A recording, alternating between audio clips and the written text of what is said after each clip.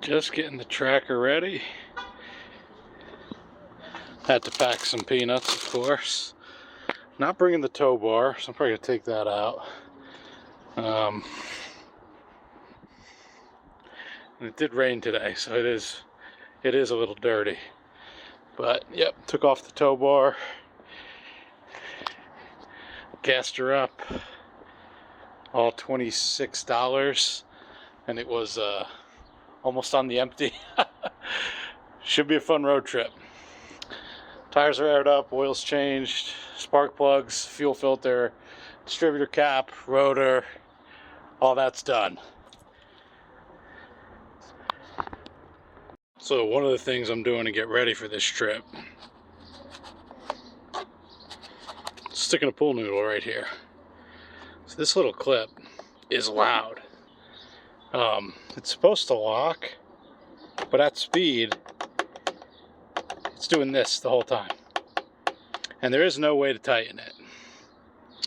So, I did this on one of my old, I had a Isuzu Amigo with a very similar top. You just cut a little hole in some pool foam. All you need is 98 cents and a box cutter. And it is crazy how much quieter it is. Just from that. Little tip. I will be redoing all these seals soon. They're still pretty pliable, but that's the next step. I already did it on the front. And I will be doing the back section. I just didn't get around to it this time. Almost forgot. There is one more use for this. I'm actually going to cut a slit all the way down. And when I take off the front section of the top here, this actually fits. There's a couple different places you could put it on this particular top. This is a Pro top. It does fit sideways, and you can almost lock it into this roof rack. I don't like doing that. I mean, these bars, they tell you they're not weight bearing right on it. It says like don't put more than 60 pounds. Not my favorite way to do it. What I actually do is I take the top off, and it fits right here. It fits behind the seat right here. So it does not fit in here, surprisingly. It's too wide, and it will not just clip in right here like a Jeep. If you fold the seat down, you can set it here, but we're gonna have a cooler, all our clothes.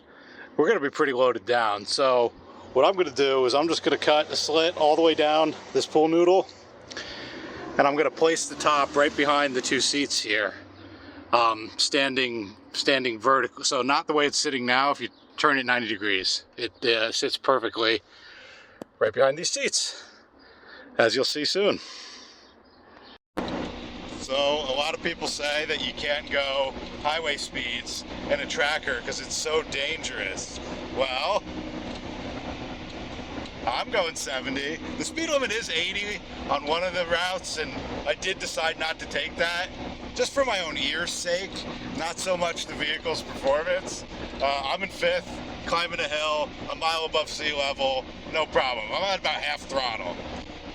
One of the things you'll notice if you have an earlier model tracker is my revs are a little bit lower than yours. The 5th gear ratio on the 16 valves is definitely different. It's a 0.8 instead of a 0.86, which doesn't sound like much, but yeah, even at 75, you're under 4,000 RPM, which is not the case on the earlier models.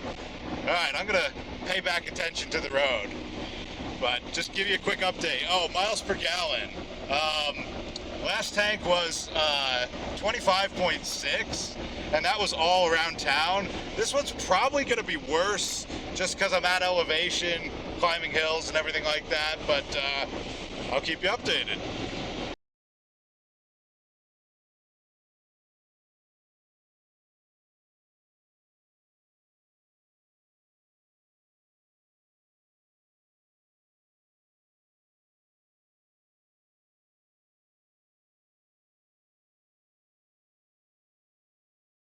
Well, it's that time.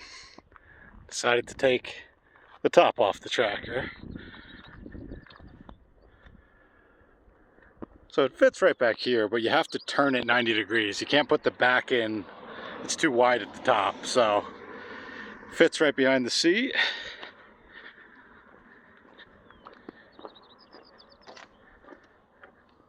I've got the pool noodle on the bottom, and then actually I could show you guys the weather stripping I did. So I put a strip of weather stripping right in the front edge, really quieted down the wind noise.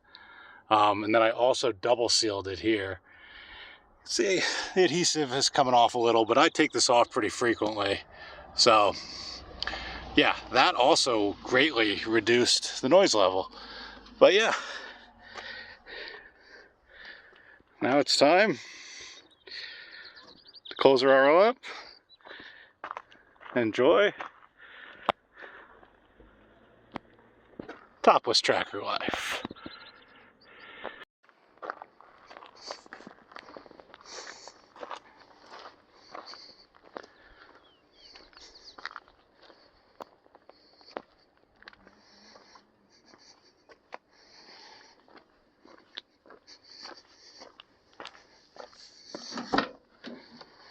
The view out of these things is just something else.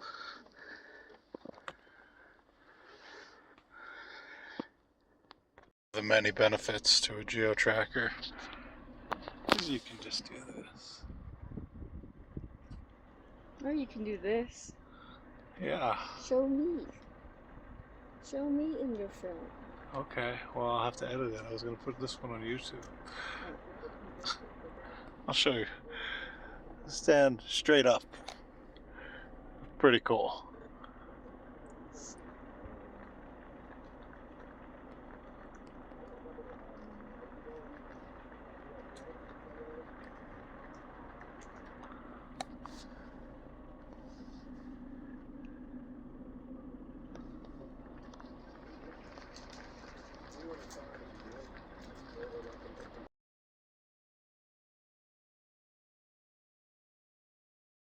So, we're going home tomorrow. How is the tracker holding up? No issues. Besides it being extremely dirty, it's rained, snowed, hailed, everything on this trip, but tracker keeps on humming. On the way here, we were ready to check in, and I was well, driving as aggressively as you probably should with one of these, and I was passing people going 80 in fifth. The power on the 16 valve is really impressive. But yeah, no issues. Had the roof off, sealed that back up.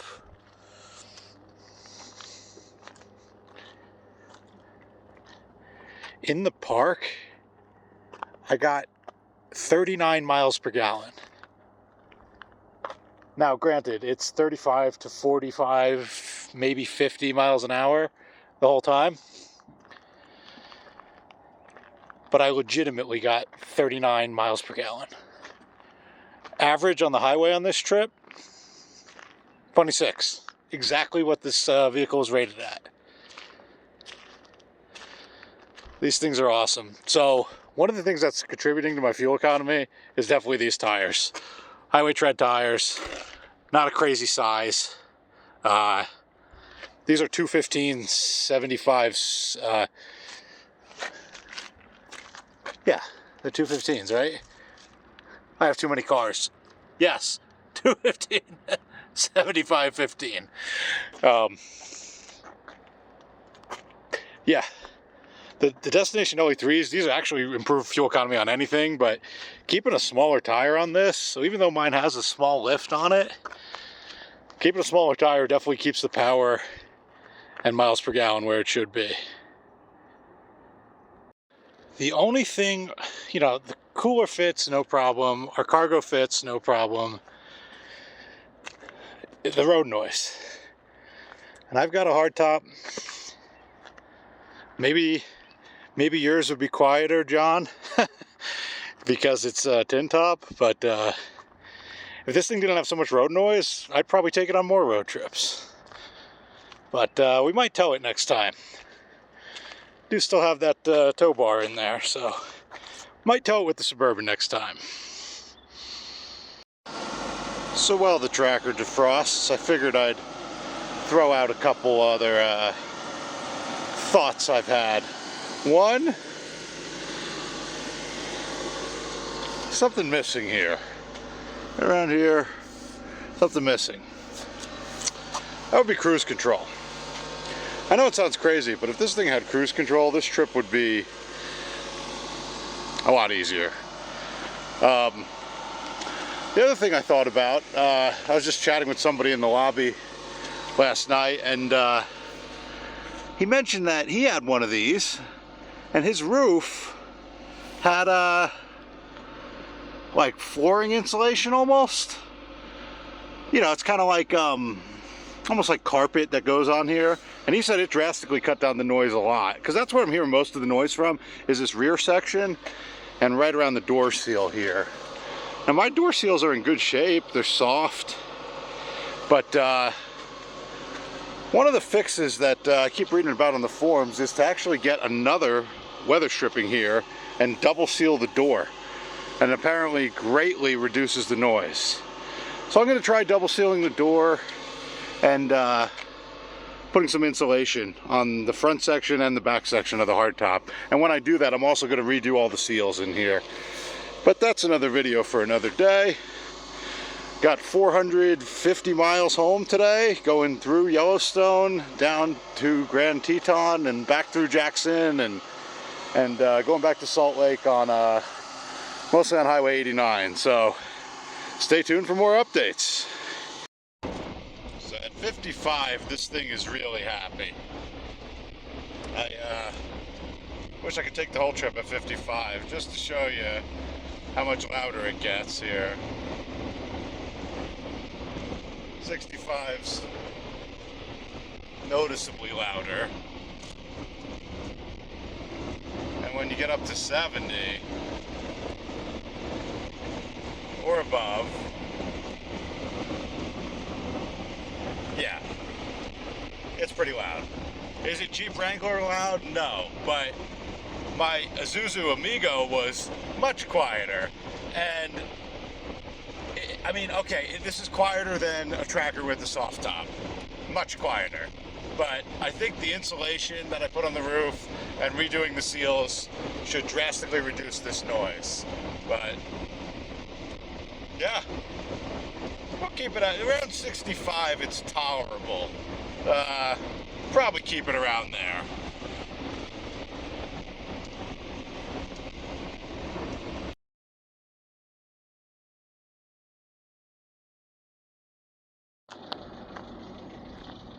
Just the Tracker plugging away.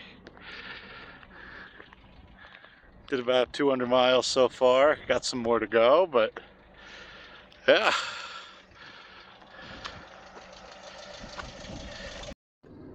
Why would you take a Tracker on a road trip? Well, you can get this whole view.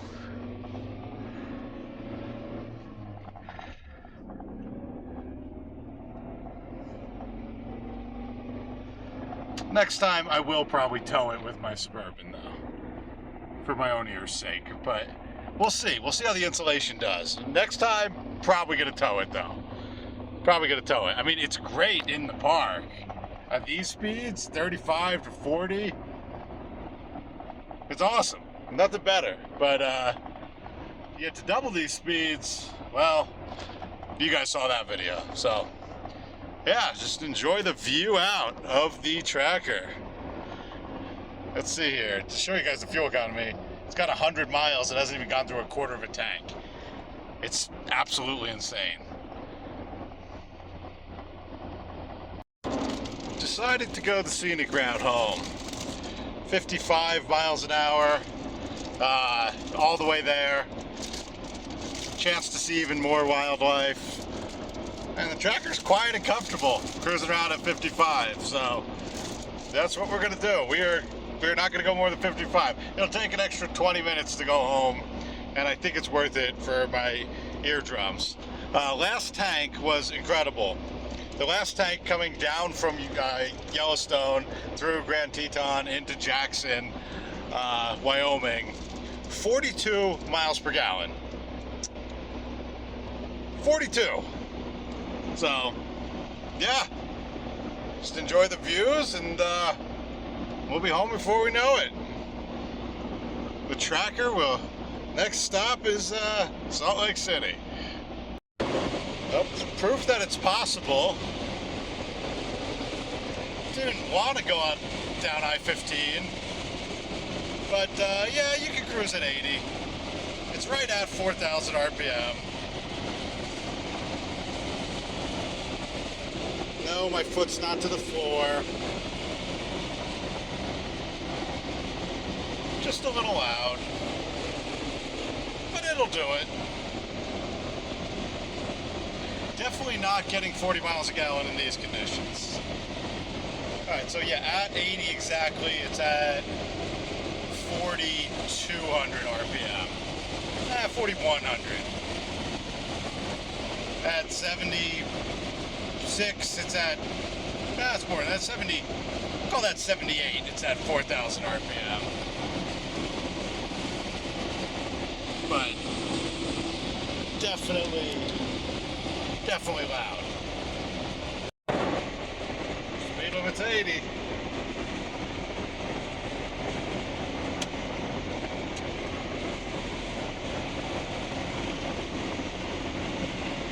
Most of the noise is from right here.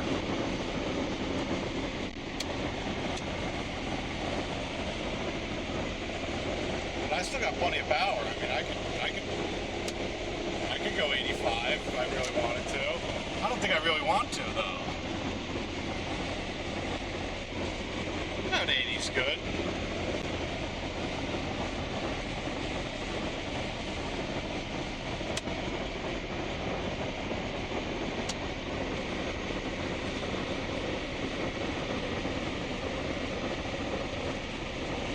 And unlike a solid front axle, there's no weird bump steer or wandering.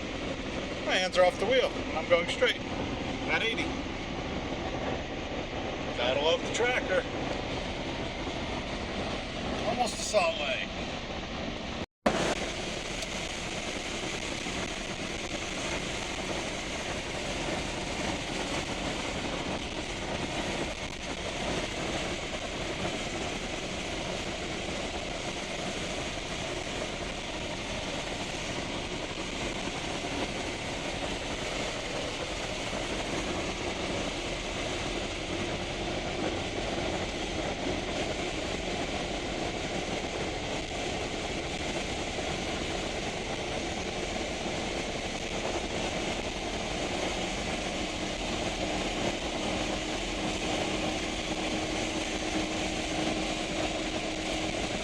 Still had plenty of pedal, but my ears do not have any more pedal. I am slowing down.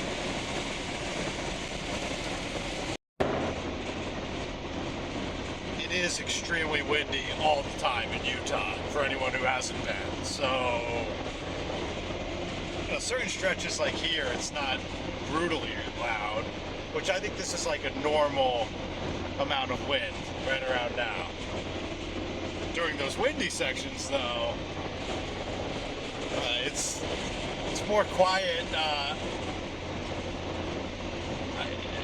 Sticking your head out the window would feel like a relief. I got to do something about these seals or something. I got to figure this out. So this part of Salt Lake is not that windy. This is normal. It was extremely windy when I filmed back there before. And honestly, it's really not that loud. I think it's just how windy just the part of the world I live in, because this at 75 is, I'm not going to call it quiet. I mean, look at all those bugs. I'm not going to call it quiet, but it's livable. This is livable. Alright. I have to fill up here, and this tank is not going to be good. I averaged over 80 miles an hour, so. But the average on the trip should still remain pretty high with the 40 I was getting in Yellowstone. So, one last update at the gas station. As expected, that was the worst tank. 23.5 miles per gallon. I didn't go less than 80 the whole time though. At some points, most of it I was going around 85. So that's pretty good at 85 miles an hour in a 20, how old is this thing? A 26-year-old sport utility vehicle. 23.5 miles per gallon at 85 miles an hour. I don't know if it's an SUV now that would get 23.5 mpg at 85 miles an hour. Not a real four-wheel drive with a frame. Oh, that's cool. A Gladiator with the roof off. You never actually see somebody take the roof off. A man after my own heart. Well, it made it. We're back. We're home. Until the Tracker's next adventure. I'm going to try and make it more quiet before the next adventure, but yeah, she did it. Time to clean her up now. It's back and clean. Just rinsed it off, has a ton of wax on it, so cleaned up pretty easy. We'll do all the final detailing, but all the bugs are off. She's back. Next time, probably towing it with this, but she made it.